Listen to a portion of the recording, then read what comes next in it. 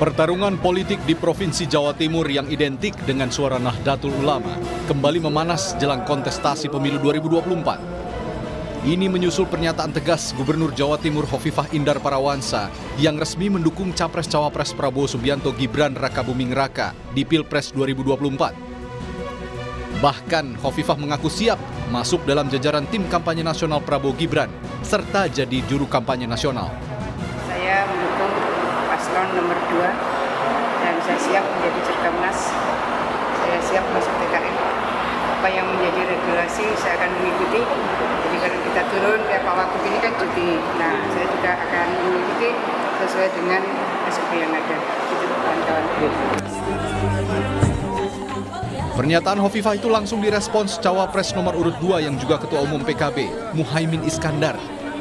Muhaimin tetap optimistis akan memenangkan suara di Jawa Timur meskipun Hovifah tak dukung Amin di Jawa Timur.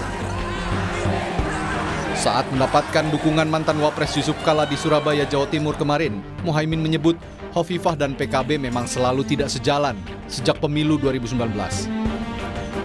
Bahkan pemilu 2019 kan di Jawa Timur beda Hovifah sama PKB. Jadi bukan hal baru. PKB kan dukung yang lain dalam hal pilgub.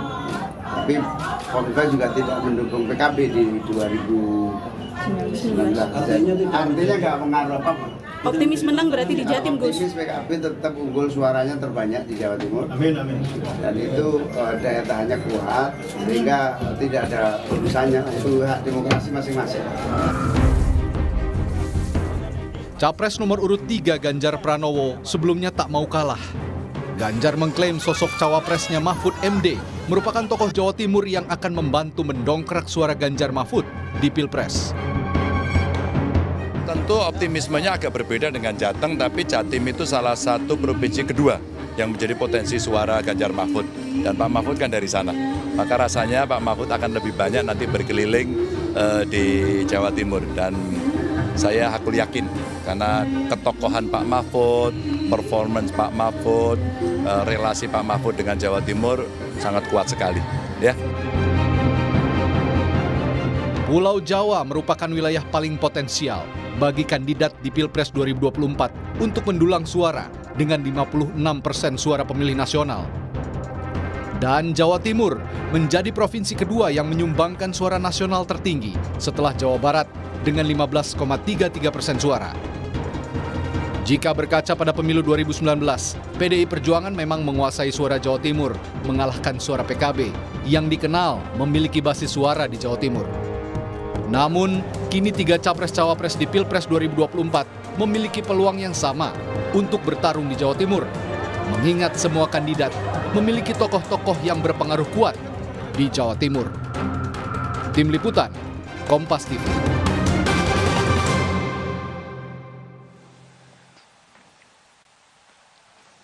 Bagaimana jadinya pertarungan politik di Jawa Timur, utamanya di kontestasi Pilpres 2024 usai Gubernur Jawa Timur Hovifah Indar Parawansa ini menyatakan dukungannya sebagai bagian dari tim kampanye Prabowo Gibran. Kita akan bahas bersama dengan analis komunikasi politik Universitas Erlangga, Pak Suko Widodo. Selamat sore, Pak Suko. Setelah melihat atau setelah adanya pernyataan dari seorang Hovifah Indar Parawansa, Gubernur Jawa Timur dan juga bagian dari NU, bagaimana Anda melihat peta politik Pilpres setelah ada pernyataan dari Hovifah?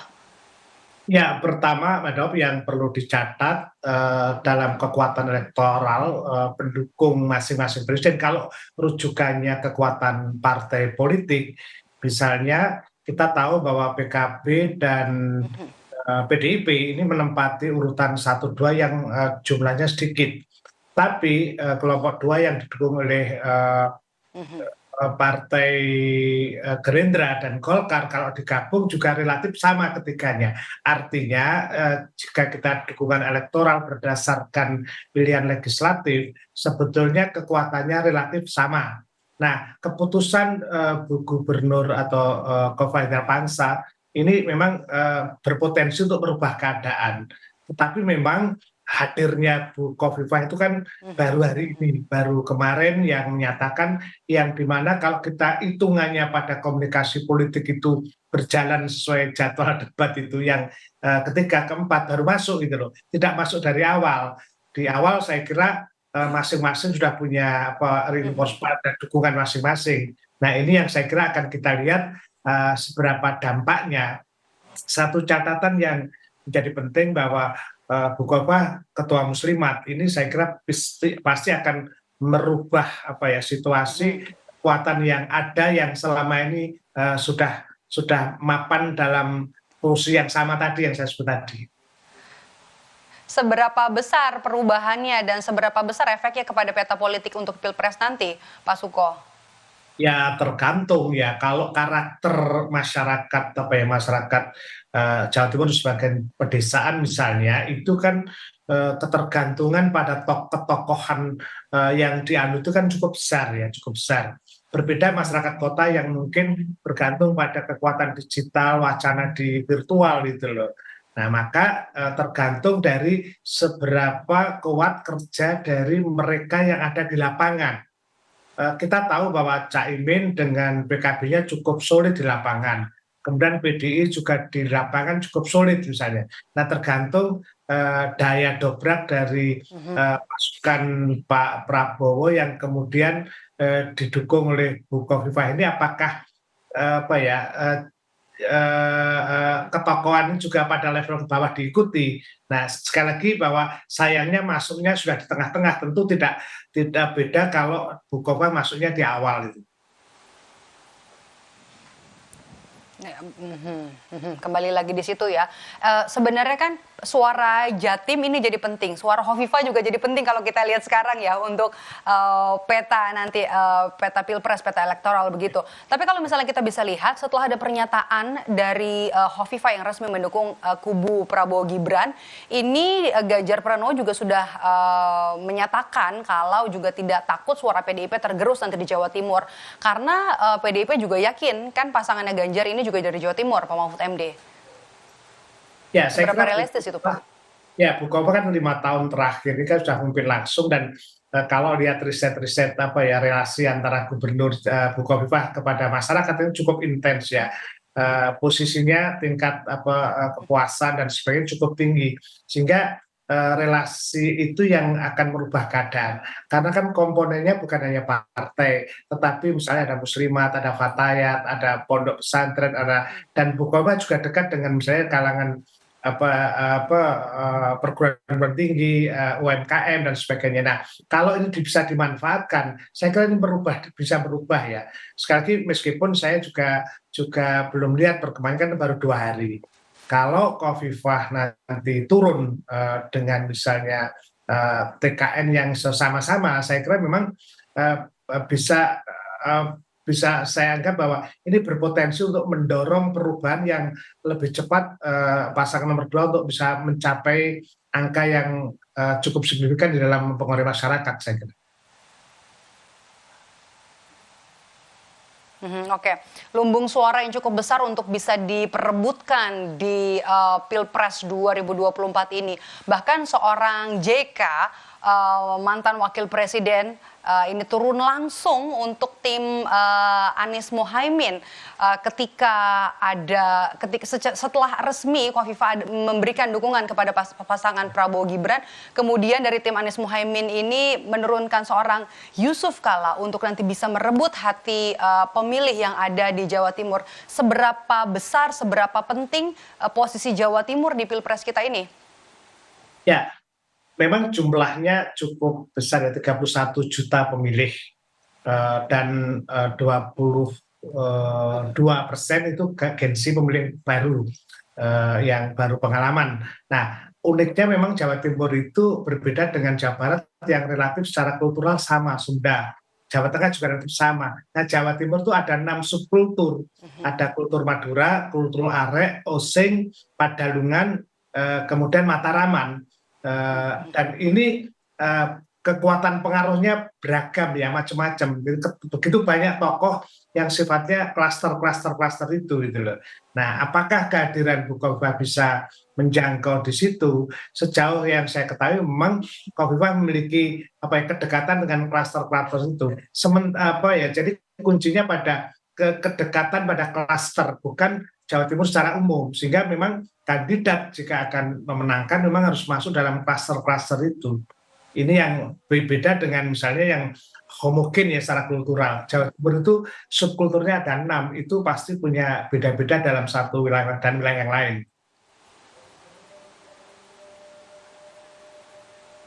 Oke, di balik masing-masing Pak kandidat capres ini kan punya orang Jawa Timur yang masing-masing ya, yang jadi orang di balik layarnya. Nah, menurut Anda dari masing-masing kandidat dari ketiganya, mana yang paling kuat tokoh Jawa Timur yang ada di balik mereka masing-masing? Ya, kalau misalnya ngelihatnya, karena saya ini sama dengan komunikolog bersama Pak Effendi Ghazali dan kawan itu kan membuat buat riset yang kualitatif ya. Maka kita ngelihatnya adalah relasi yang sifatnya intensif. Pak Mahfud misalnya kita lihat bahwa sejak lulus SMA kemudian konsentrasinya tinggal di Jogja dan kemudian di Jakarta berkarir. Caimin sejak kecil di Jombang dan kemudian pindah ke Jogja kuliah dan kemudian berangkat ke Jakarta. Nah kan tinggal siapa yang menunggu Jawa Timur itu. Dalam 5 tahun terakhir Bu Khofifah kan stay di sini, bahkan sebelumnya juga melakukan running dan memiliki organisasi yang pusatnya itu berasal dari Jawa Timur, yaitu NU dengan muslimatnya ya, anak pinaknya itu. Saya kira itu pusatnya di situ, sehingga kalau Bu Khofifah menjadi epicentrum dari pengaruh memang juga masuk akal gitu. Saya kira kehadirannya pasti akan merubah keadaan. Kalau kemarin masih ragu-ragu, sekarang udah pasti otomatis energi untuk membangun relasi ini jauh lebih cepat dan lebih rekat saya kira. Tapi kalau yang punya komunikasi terbaik secara kultural yang dekat dengan rakyat Jawa Timur tetap Khofifah. Ya karena 5 tahun beliau punya punya secara tugas, punya kekuasaan, punya relasi, punya aktivitas yang total day to day selama 5 tahun. Keintensifan itu misalnya pada generasi muda bisa juga losing kan terhadap tokoh-tokoh yang lain gitu loh. Jadi kan istilahnya bukan siapa yang datang dan pergi, tapi siapa yang datang dan bertahan itu kan biasanya punya relasi yang bagus dan memang hasilnya riset cukup tinggi. Itu artinya bisa menjadi catatan untuk melihat bahwa betapa besarnya pengaruh Khofifah terhadap pendulangan suara dalam Pilpres ini. Siapa yang bertahan dan juga punya relasi ya, siapa yang bertahan dan juga punya relasi itu yang mungkin punya dampak nanti secara elektoral juga terhadap warga di Jawa Timur, terhadap Jawa Timur. Tapi kalau misalnya kita lihat seperti apa sih sebenarnya karakter tokoh yang diinginkan oleh warga Jawa Timur, baik dari sisi kultural, kemudian dari sisi ideologi dan juga dari sisi ketokohan, Pak Suko? Ya kalau Jawa Timur itu kan istilahnya itu Jombang hijau abang, artinya kelompok nasionalis religius itu yang biasanya bisa bertahan di sini. Kalaupun toh masing-masing jalan itu berdampingan. Kalau kita lihat misalnya bagaimana kekuatan antara PDIP dan PKB, itu kan angkanya mirip-mirip ya. Jadi mereka merah dan hijau kan bersatu. Tetapi yang menjadi penting bahwa pasangan nomor 2 kan bukan hanya Gerindra tapi juga Golkar, sehingga melihatnya itu juga menjadi satu kesatuan. Tetapi entitasnya memang PDI dan PKB lebih bareng karena dalam satu organisasi. Kan pendukung utamanya begitu, dan pendukung Pak Prabowo itu kan pada tidak hanya Gerindra tapi juga ada Golkar yang kalau dijumlahkan relatif ya berimbang dengan yang paslon yang mendukung nomor 1 dan partai yang mendukung paslon nomor 3. Oke. Sebenarnya apa yang harus disiapkan sekarang Pak Suko melihat ya secara realistis begitu apa yang sudah terjadi setelah resmi ada dukungan dari seorang Khofifah Indar Parawansa, Ketua Muslimat NU, dan juga merupakan gubernur dari Jawa Timur yang punya kedekatan dengan rakyat Jawa Timur. Apa yang harus dipersiapkan kandidat lain setelah ada pernyataan dari Khofifah Indar Parawansa ini? Riset yang kami lakukan di Universitas Erlangga itu bertahun-tahun memang relatif angkanya tidak jauh berubah antara 62% sampai 65%. Di Pusat Kajian Komunikasi saya neliti itu hampir 62 sampai 65% responden itu menghendaki bertemu dengan kandidat. Itu kunci pertama. Artinya relationship itu sangat menentukan daripada konten visi misinya gitu loh.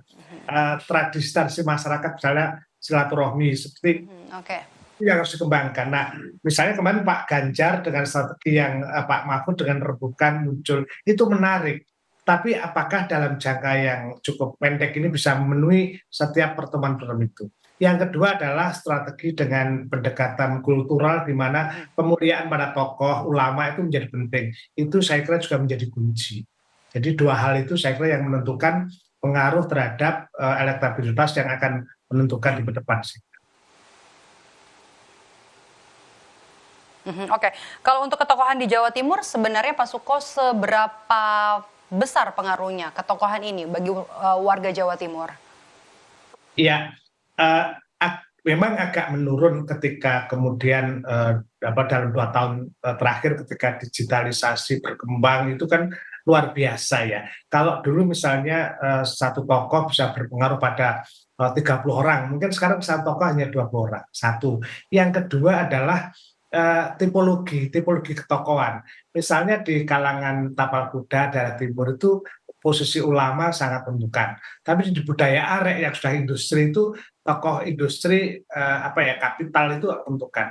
Tapi di kultur Mataram itu yang dia berasal dari kultur Pangreh Projo, Pamong itu para birokrat yang menentukan. Indikasi itu bisa kita lihat bagaimana bupati-bupati yang menjadi di kawasan barat itu adalah para birokrat.